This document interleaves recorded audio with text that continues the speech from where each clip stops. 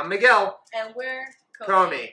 So tonight we're making Blue Moo. So how did this start again? I wanted steak. And I wanted blue cheeseburger. Yes. Yeah, Yeah, steak and blue cheese are good friends. Yeah. Or at least they will be tonight. Oh, we definitely will make them work nice together. Oh, yes. Yeah. So and what are you doing? Some sides. Oh. We do. So we're making some brown butter sage green beans, which is super tasty. And you are? We're going to make some bourbon mushrooms with that. We're going to cook those mushrooms up in a little bit of bourbon. What's going on top of the steak? Blue cheese medallions. So if you stay right there, we'll show you how up next. Hi guys, I'm back. I'm going to walk you through the blue cheese dressing. So there's a lot of different recipes. So I kind of basically brought out a bunch of the stuff that you could use to make blue cheese dressing. And the only thing that I don't have here is cream, or you can use half and half, or milk, whatever you have basically in your house, especially during these times. So I usually just go for the equal measurement type of mentality. So I use like a quarter cup of mayonnaise, sour cream, or Philadelphia cream cheese, if you have that as well, flavored cream cheese. And the onion and chive is actually what I used in this recipe. So they all play very nice together. We actually decided to go with Gorgonzola, which is a type of blue cheese, but you can use whatever blue cheese you like best for this recipe, whatever you have on hand, basically. So the compound butter is something you usually add a couple herbs and butter and just smash it together, and then you roll it out. So with this, we kind of took the same approach, but made the blue cheese dressing a little bit on the thicker side and just put it in the freezer, and it sets up just fine. I typically just rolled it and twisted the ends, put it in a bowl until it's set up enough, and then just let it sit in the freezer until it was nice and solid. So this will make it a lot easier for us to go ahead and cut out nice big discs, which are the medallions. It's yours, make it your own, and make it fun. So for the last part of my dish, I want to add a little bit of freshness for it. You can brighten up a dish by adding citrus to it if you'd like, fresh herbs. In this case, we have parsley right now, so we're going to use a little bit of parsley. So I'm just actually going to pull off like a little bit of handful, because we're also going to use it to garnish, and then twist off. All right, so we got some of the stems. That's okay. These stems actually can be kept for soups and stews, but with the parsley, you can start it in a couple different ways. Some people will actually try to roll them. I like doing that more so with basil and your larger, broader leaf things. With the parsley, it's just basically keeping a nice tight bunch and keeping your fingers back, of course. And then I'm just going to run my knife through very slowly, moving my hands back as I go. And if some pop out there, that's okay. We're going to go back through once we get these nice slices in here. Not doing it super fine. I actually want to go with a little bit more of a rustic quality. So I want some of those broader leaves in there that you can kind of see. But I do want to chop it up just a little bit more. So I'm just going to go back in the opposite direction and just give a couple zhuzhes. Hey guys, we're back.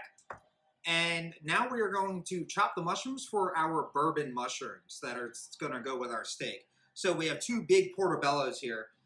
So these have already been rinsed and cleaned off. So after this, we're going to go ahead and chop up the garlic that we're going to use. And we're also, there we go, that's going to be nice. We're also going to chop up a little green onion, because that's going to go on the top. It's going to add a little bit of oniony flavor, just a little bit right on top. It's going to be great. I got Scooter, our dog, running around our feet here. As long as he doesn't trip me, I think we'll be all right. Oh, there we go. Missed one. Garlic. Garlic is always a good friend whenever you're sauteing anything. So give it a nice smack. Unwrap it. There we go. Get rid of that, and just run your knife through it real quick.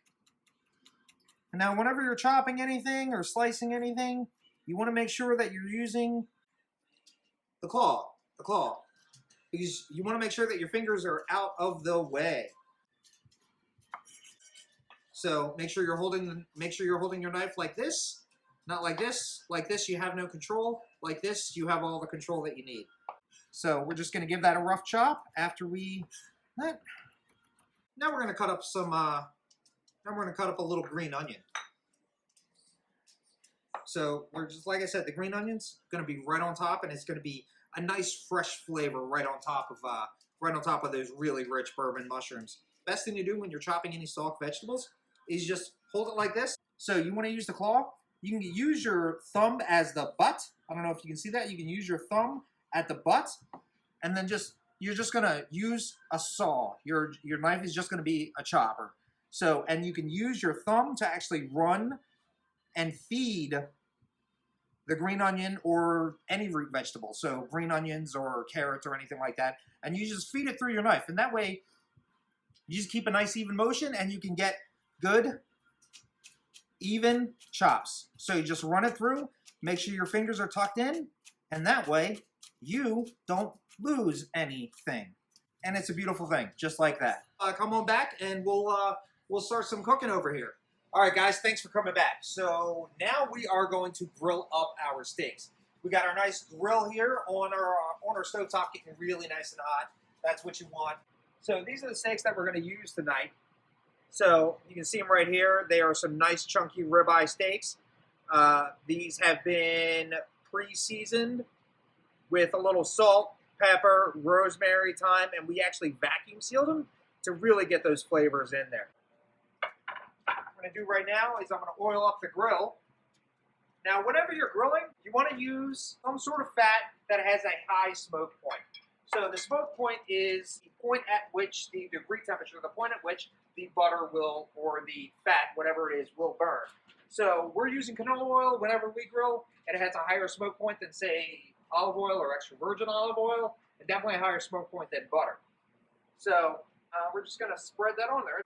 Okay, that is nice and hot and ready to go. So we're just going to get these steaks on there. Yeah. Nice chunky ribeyes.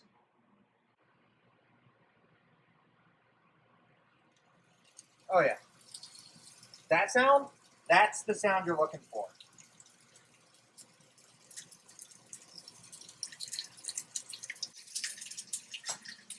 Okay, these steaks are about an inch thick. So what I'm going to do is I'm going to do fully 2 minutes on each side, and they're not going to be able to finish on the grill before they get burnt. So I'm going to finish them in the oven. One of the most important things you want to make sure that you do when you're grilling anything, whether it's inside, whether it's outside, is when you put it on the grill, you just let it go. Just let it go. You just watch it do its thing. It will do its thing, and it'll be beautiful. Don't worry about it sticking or anything like that. Once you get a nice crust on the bottom, whether it's chicken, whether it's beef, whether it's pork, even seafood. Once you get a nice crust, once that crust is formed, that's why you want a nice heat on your grill. Once that crust is formed, the meat will release itself from the grill, and you don't have to worry about it sticking. So just let it go. Don't play with it. Don't move it around. You just let it cook. So right after I flip these, I'm going to put the green beans on. So one of the things when you're cooking multiple things, you want to make sure that you have your timing right. So everything's done at the same time, so nothing ends up cold or anything like that when it's over. So these steaks are probably going to go in the oven for a good 15 minutes before we pull them out. And by the time these steaks are done, everything else should be done at the same time. So our steaks are ready to be flipped, and we're just going to give them a look. Let's see what we've got going on here. Oh yeah, that looks amazing. That's exactly what you want your steak to look like. Look at that. That is beautiful. We got a nice crust, a nice sear on there. And like I said, once that sear hits, it'll just lift right off the grill and you don't have to worry about it. So again, we're going to give those just another 2 minutes, and then I'm going to shove those in the oven. So now I'm going to get these green beans started. So get a nice high-sided saute pan here. First thing we're going to do is we're going to start with some olive oil for our sage and brown butter green beans. Just a little bit of olive oil on the bottom, just to get things going. We're going to start with a tablespoon of butter. Throw that in there. I'm going to throw just a little bit of sage. Just about a half a teaspoon right on top of this butter right here. Probably need more sage later. And now I'm going to get these green beans in. There we go. Give those a toss. And our sage and butter. Get those tossed around in there, and those are going to saute up beautifully. Cut the heat down a little bit. Green beans, oh, you can already smell that sage coming off here. Hey, babe, come over and smell these. My favorite. Oh yeah. Yeah. I can smell them back here. It smells Oh, amazing. yeah. That's going to be Can't fantastic. Just going to get a little bit more butter in here. Basically, you're looking for about around 2 tablespoons of butter and around, I would say, 2 full teaspoons of sage. We're just using regular sage. If you have fresh sage, it'd probably be about 1 whole bunch, I believe they call it. Yeah, So absolutely. basically the equivalent of a half of a cup. Fresh ingredients aren't as concentrated as fried. We like Exactly. a lot of sage, so it's all up to how you like. And we're going to get some mushrooms started. Okay. Thank you very much, babe. You're welcome. Thank you. The bourbon is the star of, arguably the star of the show. The steaks are definitely the star of the show. Oh yeah. Okay. So for the mushrooms, I'm going to start with just a little bit of butter, a little bit of olive oil. And for that, you're looking just like the green beans, a 1-to-1 ratio. So if you use a teaspoon of butter, use a teaspoon of olive oil. Yeah, the butter definitely has a lower smoke point, so the olive oil has a higher smoke point. They're both relatively low, but you want to augment it. There we go. Okay, we're going to do a little salt and a little pepper. Salt. There we go. Now we're cooking.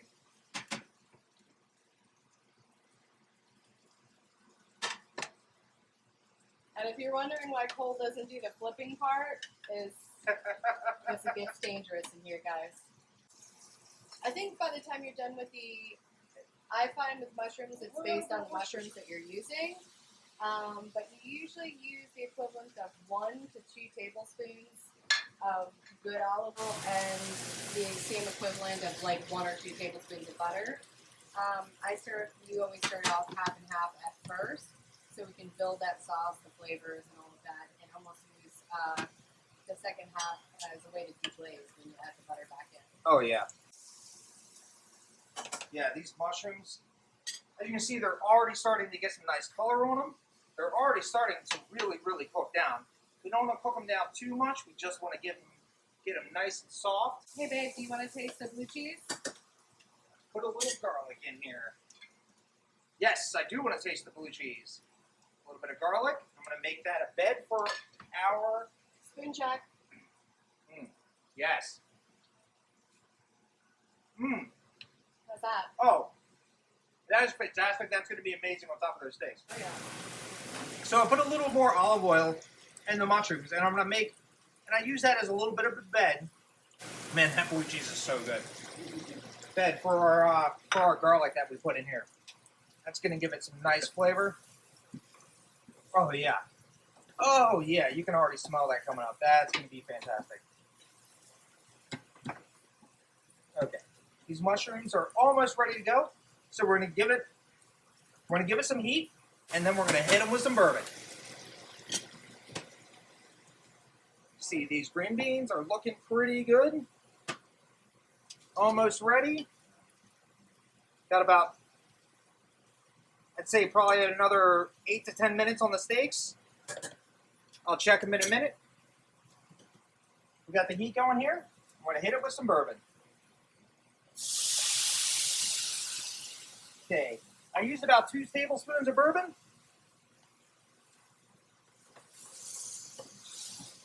Oh yeah. So yeah, we are good here. Okay, I'm just gonna finish these with just a little bit of butter. Oh gosh, yeah.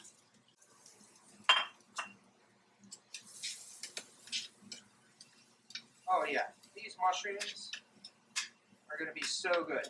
And you know, mushrooms, like I said, they're great sponges. You guys know they're great sponges for any sort of flavor you want to add to them. So tonight we use bourbon, but it doesn't have to be bourbon. we've used beer before. A nice dark beer will do the mushrooms really, really good. Oh, the yellow was amazing. You're right. Oh yeah, the beer mushrooms, they were great. You know, you could use beer, you could use Worcestershire sauce, soy sauce, you know, whatever you want. Balsamic vinaigrettes, yes. Yes. Balsamic vinegar is great for mushrooms. So what I'm going to do now is I'm going to check on our steaks. So, you know, a steak, like I said, it depends on how you want to cook. We like ours a little over medium. So we're going to go for a little bit more doneness. The best way to tell doneness if you don't have a thermometer or you're not planning to use a thermometer is just give it a press. If it's really, really squishy, then it's kind of raw. If it's kind of firm, then it's close to done or well done. We don't want to be well done because we don't want breaks. So I'm going to give these guys a look. Ooh. Oh, that looks pretty good. I'm going to give them a press.